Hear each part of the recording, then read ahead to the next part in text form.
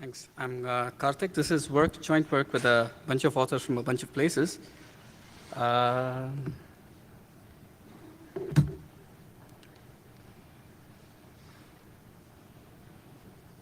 right, that's good. All right, so I've got not too much time, so I'll try to give you a sense of what we've been doing and what we've done for this work. But I'd also encourage you to go to that website over there, smacktls.com. It's got some fun demo videos that you might enjoy watching, perhaps more than listening to me. All right, so the problem we're trying to address here is how to implement correctly agile cryptographic protocols, by which I mean protocols like TLS, SSH, IEEE, which are really not protocols in themselves, but protocol frameworks, because they allow the client and the server to negotiate a large variety of crypto parameters. You can negotiate what key exchange you're going to use, what encryption scheme you're going to use, what an authentication mechanism you're going to use in the protocol while we are running it. All right, so how do we implement these correctly, and what goes wrong if you don't do it correctly? The protocol that I'm going to look at today is transport layer security. We all know this as the protocol behind HTTPS. It's an old protocol, more than 20 years old, many, many versions. And this is important because it means that the protocol and its implementations have a ton of churn. So there's new features coming in and old features getting obsolete. And sometimes there's a lot of legacy features that you have to deal with. There are dozens of implementations, which I discovered to my surprise when doing this work. And there are many security theorems, nice security theorems, except that the security theorems often are not for the artifacts that we care about, which is the implementations. So some of this work is really going to try to figure out what is there in the space between what is proved and what we actually want to run, what are our implementations. So the protocol itself is, well, I think we've seen it in many places, but it's good to kind of look at the structure. This begins with a negotiation phase called hello, where the client and the server agree upon what protocol they're going to run. Then there is a key exchange phase, where the two parties contribute key materials in order to get session keys set up. And then there is a key confirmation phase called finished, where the client and the server kind of exchange their entire transcript to make sure they're both on the same page. And then they start encrypting data towards each other. So this is a very sort of uniform framework, and there are many different instantiations of it. So the most common one, for example, might be you might want to do RSA key transport, in which case in the middle KEM phase, the authenticated key exchange phase, the client is going to encrypt something for the server and send it over. Or you might want to do a Diffie-Hellman-based key exchange, in which case the rest of the framework doesn't change. It's pretty uniform. It's just that in the middle, in the KEM phase, we decide to do something else, which is that we do a proper Diffie-Hellman key exchange. So this is just to illustrate that there's a large part of the protocol framework which is shared, and some bits you can pull out and replace with others. And this is where the kind of the composition question starts coming in. So suppose I wrote a state machine for the RSA key exchange, which is the one on the left, which is like a sequence of messages that I expect to send and receive. And I write another state machine for the Diffie-Hellman key exchange in the middle. You'll see that most of the messages look similar. The only real difference is that there is one extra message, the server key exchange message, which is the one in the oval if you're sitting at the back, which is new in the Diffie-Hellman key exchange.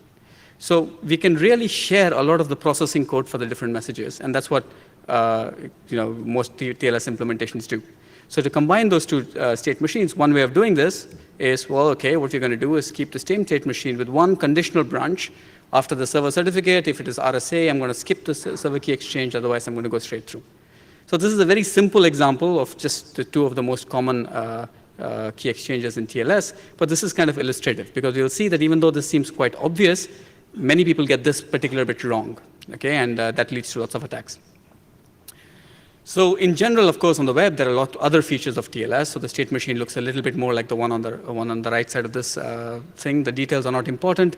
The interesting thing is there's lots of branches, but there's no loops. It's kind of a fairly simple state machine. So what we did a few years ago was to implement this protocol, which is RSA and DHE and resumption and so on, in this reference implementation called MeTLS. And we proved it secure. We proved it secure both for functional correctness as well as for cryptographic security. We publish it at Oakland here. And then a follow-up at Crypto, and you can go look at that code over there. But the thing is, this is about reference code written in F#, which is a functional programming language. It doesn't really apply to like OpenSSL, which is the code that most people care about. So, but could we use the same kind of techniques to actually verify all of OpenSSL? So that's kind of a natural next question to ask. And it's a scary question to ask, because if you look at the OpenSSL state machine, it's way more complex than what even I showed you in the last slide. Because OpenSSL does not just support the things I showed you before, it supports a ton of other features, some of which are for legacy reasons, some of which are for niche applications, and so on. And you might say, well, let's just forget about these useless things. We just care about the ones used on the web. So why not just verify the part of the OpenSSL that does that are used by web browsers and web servers? But we can't do that because the code for these weird, let's say, key exchanges is actually sharing a lot of the code with the code for the ones that we care about. Not only that, even the long-term keys in some cases are actually shared across them. So it's not so easy to address this problem straight off. So I'm going to step back a little. I'm going to say, let's forget about the scary state machine. Let's ask a simpler question. Just for the web configurations, does OpenSSL satisfy or conform with the state machine I showed you before that have proved correct, that you have all kinds of nice proofs for from various cryptographers? So to do this, we built a fuzzing framework. Okay? It's a specification-based testing framework. We took our reference implementation in TLS, on top of which we built a testing framework, and we used it to generate tons of non-conformant traces and executed them against various TLS clients and servers to see whether or not they do the same state machine that we do, and why not. And of course, what we found was that there were tons and tons of bugs. So what do I mean by a bug? A bug is an unexpected state transition in where either your client or your server is accepting a message it's not supposed to accept, or it's allowing a message to be skipped, which it should not allow to be skipped. So on the right-hand side, that is the state machine for OpenSSL, as we discovered by testing, which involves all the red arrows are those where the client is allowing extra transitions, which it should not be allowing, and on the green ones are the server allowing extra transitions. And a lot of these are actually exploitable. So we had CVE, so many of these libraries, but you have to ask kind of a high-level question. We found bugs in almost all the implementations we tested, yeah? So where are all these bugs coming from? What is the core reason behind them in all these independent pieces of code? And is it because they're not exploitable? They've been there forever, so how come they've not been found before?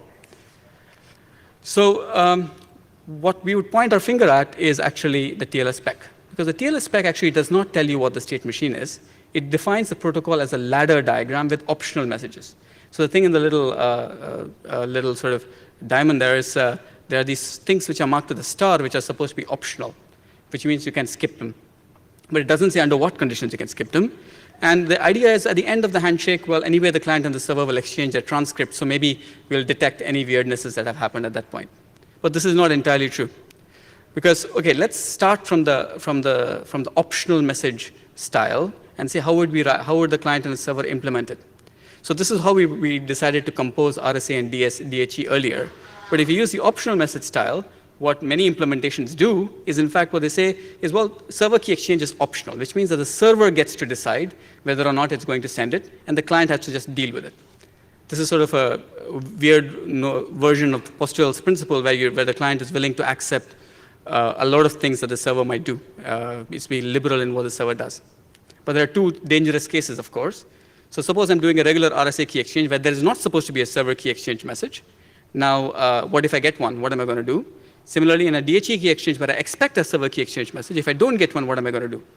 Ideally, you would just close the connection. You'd say, no, this is no good.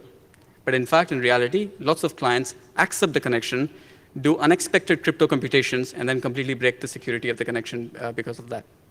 So here's one example. It's against Java.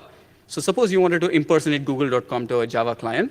What you would do is let it connect to you, give it Google certificate.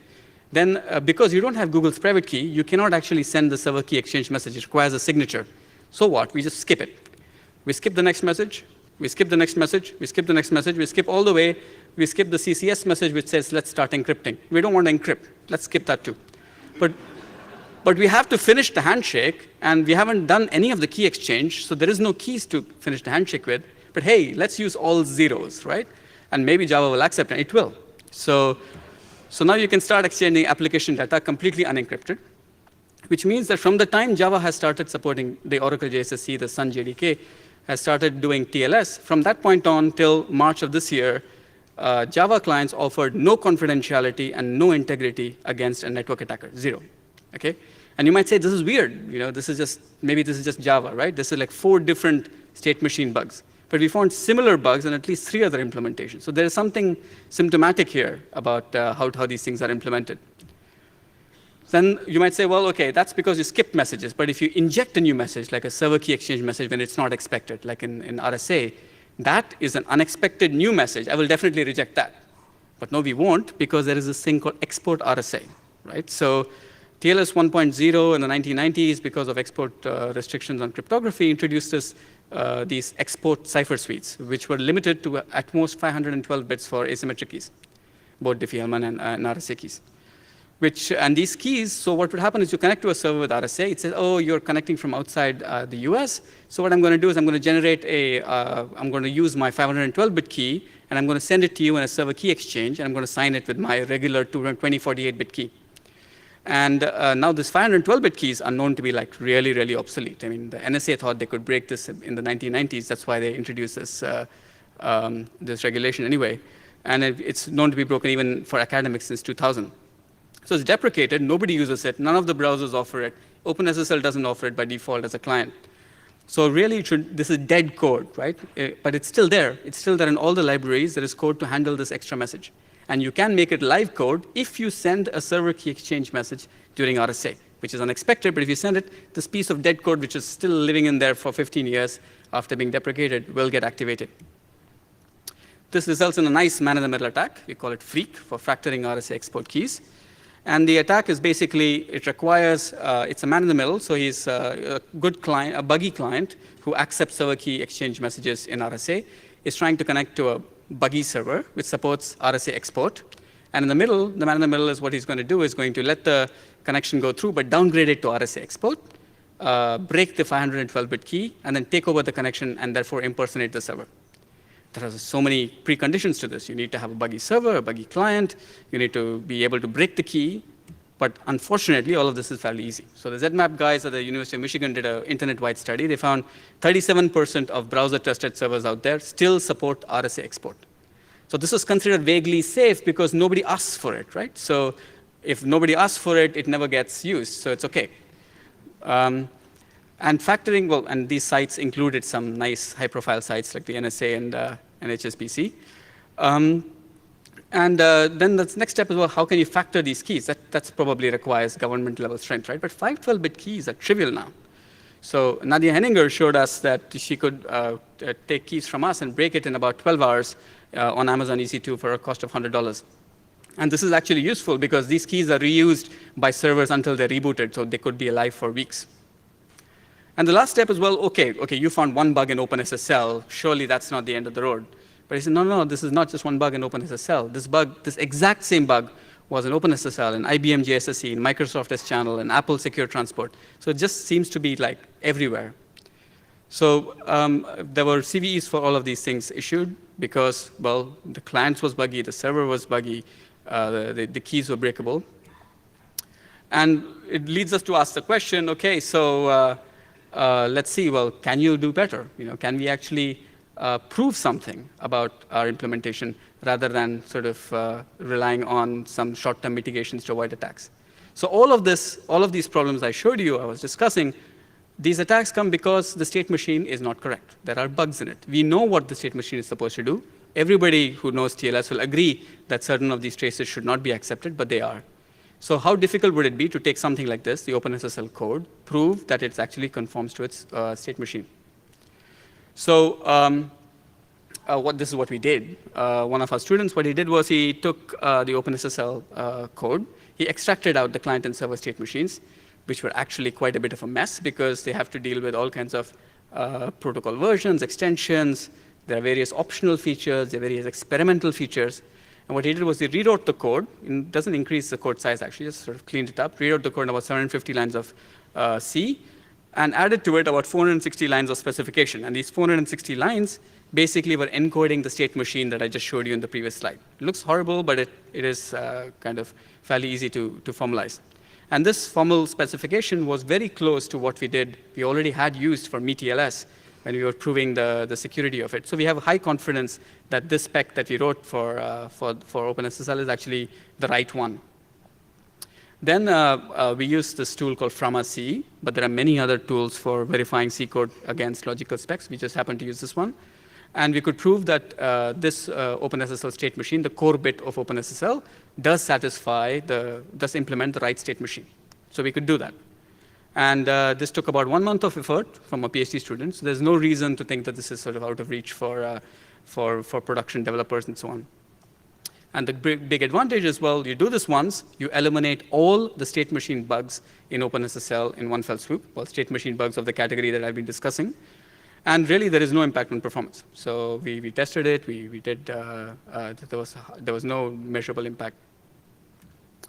So I'm going to conclude.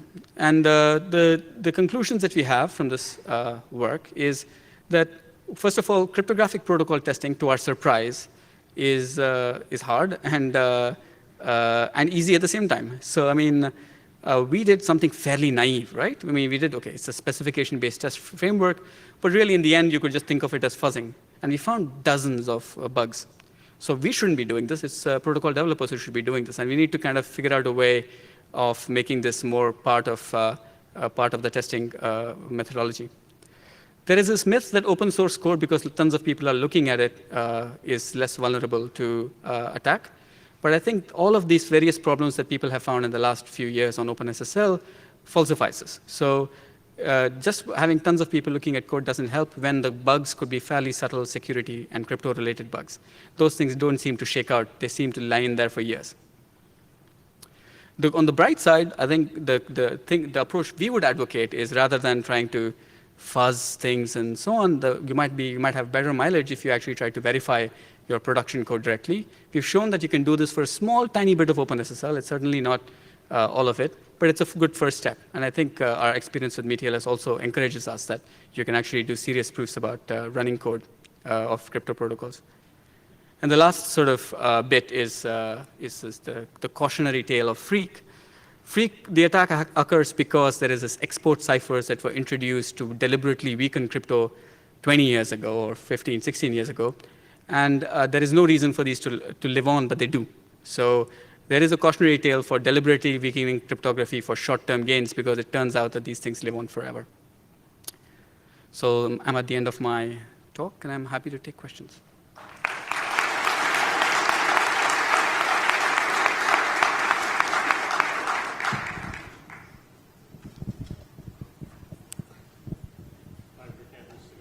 So I believe everyone has addressed the Freak vulnerability, but have the vendors you've talked to addressed the broader state machine vulnerabilities that you found?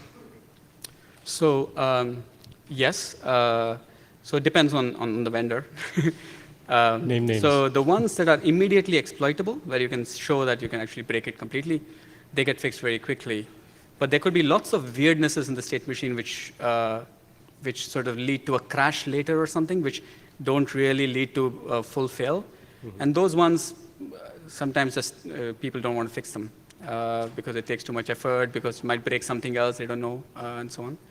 So the Java state machine, for example, it has fixed the vulnerability I showed you, but it still has lots of weirdnesses in there. I think it might well lead to other attacks. I'm wondering if you could reduce the burden on developers of verification even further, by instead of trying to fully verify the state machine, just verify the simpler property that the finished message can't be skipped. Because part of the design of the protocol, the intent was the finished message conveys this hash of the transcript, and if you don't have any weak key exchange algorithms, and if the finished message can't be skipped, then hopefully man-in-the-middle attacks will be prevented. So could you get, I don't know, 80% of the benefit or something by just verifying some simpler property like that? Right. So that comes back to the question of actually how the OpenSSL state machine covered a lot of things that we didn't really know or we didn't really believe would be secure, for example. So finished is a good technique for matching conversations, as long as all the key exchanges we support are at least have a basic level of security. If even one of them, like RSA export, does not have the required level of security, finished is too late. By then, the handshake has already been broken. So in fact, some of the attacks that we had were of that form. And the others were also bypassing finished in a certain way, because finished only says, you and I agree on what we received. It doesn't say that what we received actually conforms to any valid trace of SSL. So in Java, I was able to send a finished message, but I only had done 2 messages in the whole trace. And it said, yes, I have these 2, you have these 2, and we're done. But it's not just that. It has to be those two, and they have to be the right two messages that we agree on. All right, so I had a quick question. So every once in a while, people propose N-way programming as a way to try and cut down on security bugs. So you have N different teams of programmers implementing some against some common reference framework. So would you take this as an example of why that's not going to work, or is this just a particularly, hairy piece of code to write and not representative? I actually don't have a very good answer for this. I mean, I've asked people as to why these bugs, or some of these bugs, appeared in such disparate code bases. Some of them closed source, some of them open source, and I don't really have a very good idea of why. My best guess was because they read the standard, everybody read the standard in the same way. My second best guess is that everybody copied OpenSSL or something like that. But we don't know, and it's a good question, actually. Yeah. All right, let's thank Karthik again.